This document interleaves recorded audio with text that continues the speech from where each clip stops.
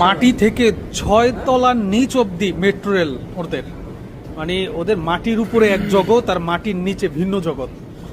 মনে হচ্ছে যে মাটির নিচে যখন আমি আসতেছি মনে হচ্ছে যে চায়না থেকে বের হয়ে আবার আরেকটা কান্ট্রিতে ঢুকলাম।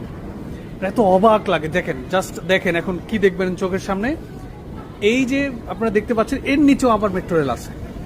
দেখেন, এই এক জগৎ। দেখেন,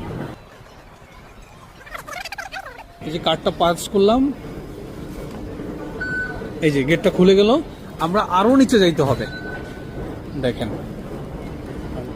ওদের প্রযুক্তি কতটা উন্নত।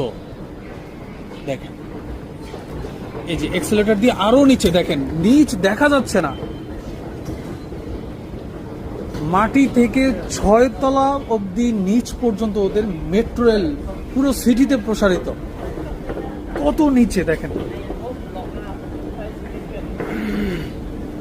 অবাক ওদের এই প্রযুক্তি দেখে, যে আমরা কত বছর পেছায় আছি চায়না থেকে সেটা বলার অপেক্ষা রাখে না।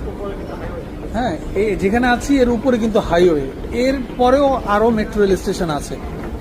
এই দেখেন, আমরা কি কোথায় উঠবো ভাই? এই যে ওনাদের মেট্রো রেল দেখেন কত নিচে এসে মেট্রো রেল, আমরা মাটির কত নিচে আছে। এই যে মেট্রো রেল এখন চলে যাবে। দেখেন, প্রত্যেক 3 মিনিট 4 মিনিট পর পরই কিন্তু মেট্রো রেল আসে। 3 মিনিট পর পর, দেখেন 3 মিনিট পর পরই মেট্রো রেল আসে। এই যে এখন কিন্তু মেট্রো রেল চলে যাবে।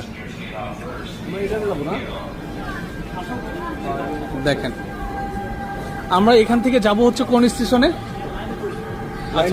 আচ্ছা, লাইন 2-তে। ওকে ওকে। দেখেন, তো আসলে সবার যারা আসলে আমাদের দেশকে নিয়ে ভাবেন বা পরিকল্পনা করতে চান, আমি বলবো যে চায়নাটা একবার হলো ভিজিট করেন। ভিজিট করলে আপনার জ্ঞান আরো প্রসারিত হবে।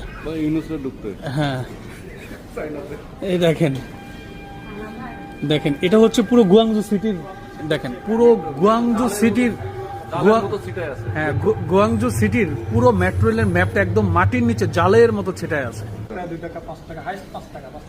5 টাকার উপরে কোনো ভাড়া নেই।